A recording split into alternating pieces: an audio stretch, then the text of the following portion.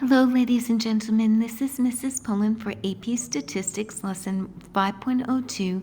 We're going to continue with our introduction of basic probability. The first series of problems, I do need to make sure you know your deck of cards. In a fair deck of cards, there are 52 cards. The cards are divided, half are black, half in red, so there are 26 black cards and 26 red cards. The cards are also divided up into 4 suits: hearts, diamonds, clubs, and spades, and there are 13 cards per suit. The diamonds and the hearts are red, and the clubs and the spades are black. The cards are, each suit is numbered 2 through 10, and then there's an ace, which is equivalent to a 1, and 3 face cards, jack, queen, and king, 11, 12, and 13 values for each of those, respectively.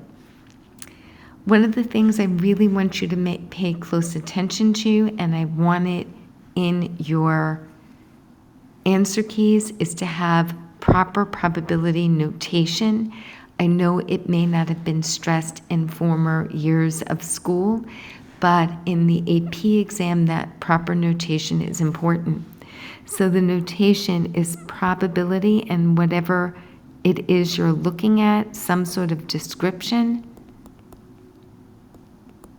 and that's equal to some sort of number over something, and sometimes you have to round it. But the fraction or the number doesn't go into the final parentheses. That final answer is to the right of the equal sign. It's really important that you have proper notation. So the first thing I want to do is find the probability of choosing a king from a fair deck of cards. So proper notation would be probability king. I know there are 4 kings in the deck: the king of hearts, king of diamonds, king of clubs, and king of spades. So it's 4 out of 52, and you can either leave it like this or you can reduce to 1 out of 13. Either answer would be acceptable. What would not be acceptable, I shouldn't make the X there, is please don't write probability 4 over 52. You would get the answer totally marked wrong. It would not be acceptable. So that's one of the things of why I'm going over this basic probability you should have learned in past years, is because a lot of students make that mistake. The next, we want to find the probability of choosing a green marble from a jar containing 5 red, 6 green, and 4 blue. I normally make these kind of annotations on the problem. This gives you a total of 15. And so if I want to find the probability, watch my notation. That's where some of you are going to lose points. Don't give me naked answers. So the probability, what do they want? Green. So the probability of green, there's 6 green out of 15, and you can leave the answer just like that. Don't just give me 6 over 15. That answer would be naked. We need probability of green equals to that value. Next, we want to find the probability of not blue from the prior example. So you could add up the red and the green, so not blue. So one way of doing it is to say, well, there are 5 red and 6 green, so that's a total of 11 over 15. But another way of doing it is to take the complement. So the complement of blue, we would write it as blue C. Complement means the opposite. So that would be 1 minus, because probability, the values have to add to 1. So that would be 1 minus 4 out of 15, which is 11 over 15. So that's how you would do the complement. Remember, probabilities have to add up to 1. Next, what is the probability of getting an odd number when you're rolling a fair 6-sided die? So a die is 1, 2, 3, 4, 5, 6, and the odd numbers would be 1, 3, and 5. So the probability of an odd number is 3 out of 6. Notice you don't have to write a long sentence inside the parentheses, but something that makes the reader aware of what you're trying to find. Next, I want to find the probability of choosing a jack or a queen. The math symbol for or is just the U, union symbol, the U. In any case, let's go back to the problem. I know I have 4 jacks. Or in math means add, and I have 4 queens. They're mutually exclusive, mean there are no overlap between the two. So that's 8 out of 15. When something is mutually exclusive, it means you can just add them since there's no overlap of events.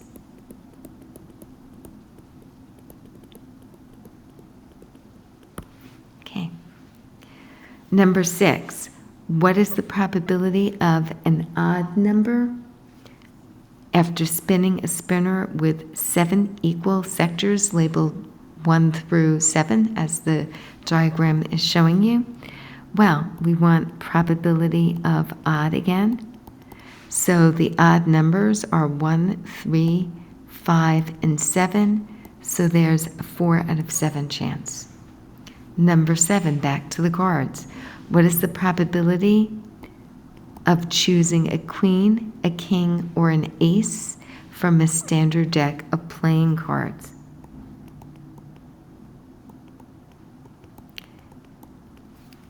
I guess I should use the or symbol. Again, these are mutually exclusive events. There's no overlap between choosing a queen, king, or ace. And so there are 4 queens in the deck, there are 4 kings in the deck, and there are 4 aces in the deck. And that's 12 over 52. Can you reduce this? As I mentioned before, yes, but this would be a totally acceptable answer as long as it has probability notation. Next, we're going to get probabilities from looking at a table. A national survey was carried out measuring the highest level education achievement among adults 30 and over, and they want you to basically round to the nearest thousands, 3 decimal places. So again, pay attention to notation. So first, we notice that we have gender, the data broken out into gender. We have 1,602 women and 1,570 men for a total of 3,172. And that's your sample size. That's what the study was done on. So the one variable is gender, and the other variable is education status.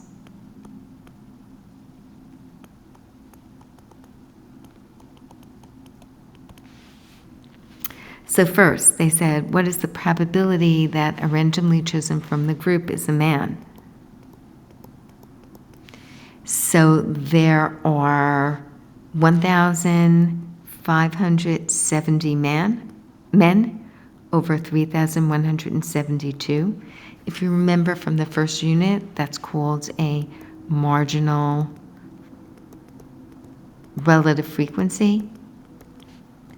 The name is not that important, but you should be aware of that. And they wanted you to round that, and when you did, you should get 0.495. By the way, for all these problems, it's a good idea to try it on your own first, and then look at the video, or put the video on hold and try it yourself. What is the probability that the highest level of education completed by randomly chosen person, missing the N, from the survey group has a bachelor's? Again, now we're going to look at bachelor degree, which is in this row. And again, this is a marginal frequency. And so the probability of a bachelor's degree is 1,002 over the total sample size. And if you enter that in the calculator, it's it's equivalent to 0.316. Okay, now we have to really, let me just label this as marginal relative frequency. Okay, C, what is the probability that a randomly chosen woman, okay, so this is a little bit different. We're not looking at the whole sample size of 3,172. Instead, we're only looking at women. How many women do we have? 1,602, so be careful. We want to find the probability that if you chose a woman, that she had either a bachelor's degree or a graduate degree. So this is probability bachelor's or grad degree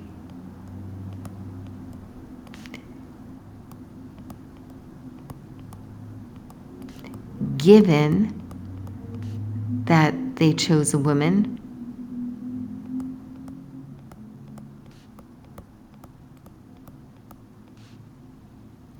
Now, we write this slightly different later in the unit, so I want you to be aware of it. Instead of writing out the word given, we use a vertical line, so that vertical line means given.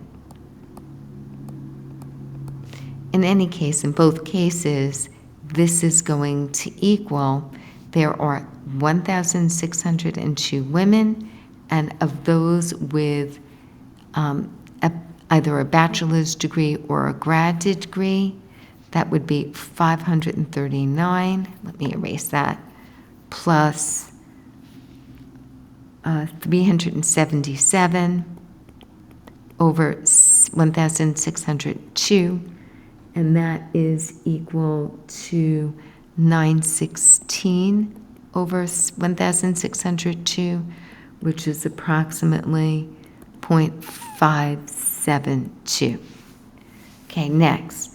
What is the probability that a randomly chosen person whose highest level of education,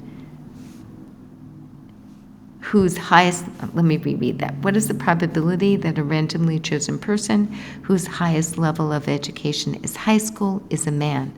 So we know something about that person. We're not looking at all people. We're looking at people who have a high school degree. So probability that they're a man, given, let me use the regular English word first, they have a high school, at most a high school degree.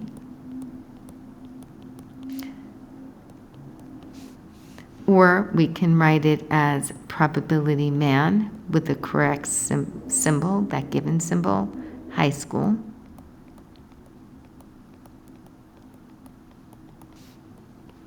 And we see we have how many, let's erase that, how many people just have a high school degree? 537, so that goes into the denominator. And of those, how many were men? 305. And that's about 0.568. By the way, A and B were marginal, C and D, we had a term for that earlier this year. Those are both called conditional relative frequencies. I think that was the second and third lesson of the year.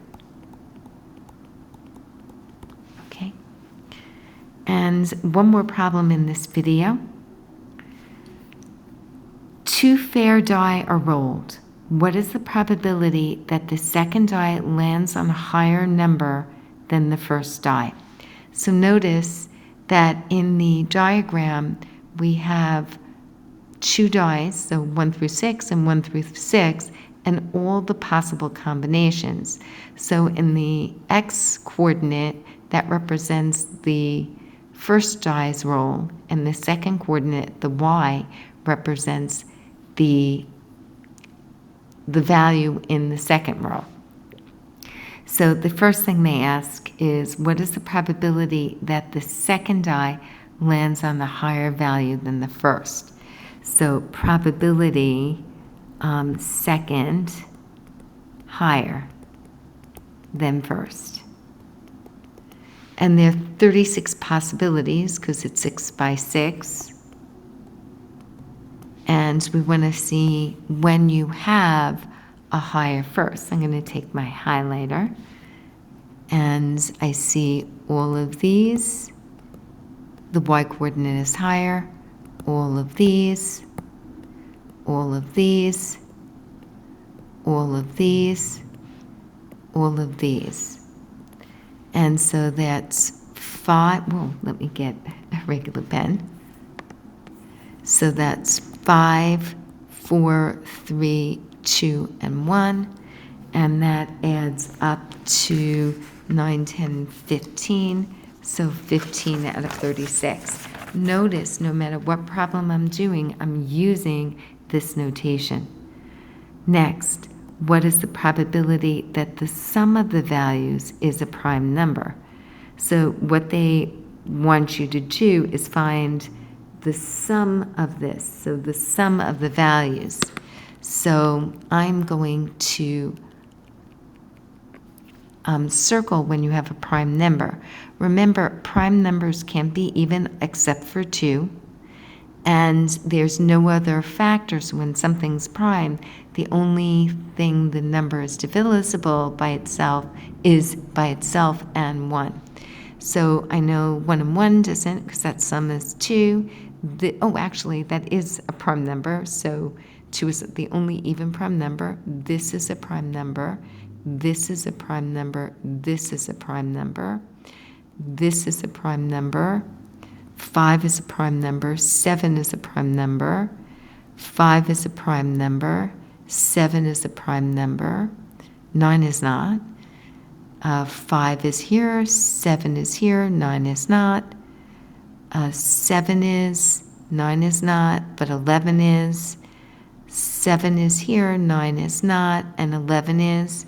And so if I count them, I get 1, 2, 3, 4, 3, 2, 2, 2, and 2.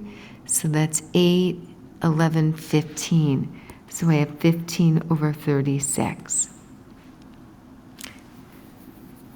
What is the probability that the sum of the digits is prime, assuming that the first die rolled is a value of the first dice rolled has a value of either 3 or 4. So probability, so prime, given that the first die is either a 3 or 4. So now you're not looking at all the die, you're only looking at when the first is either a 3 or 4. So I'm going to highlight that. So the first being a 3 or 4 has to be what I'm doing in the purple. And we have 12 values, 4 in each row. So that means, 6 in each row. And we notice we have 4 sums that are prime.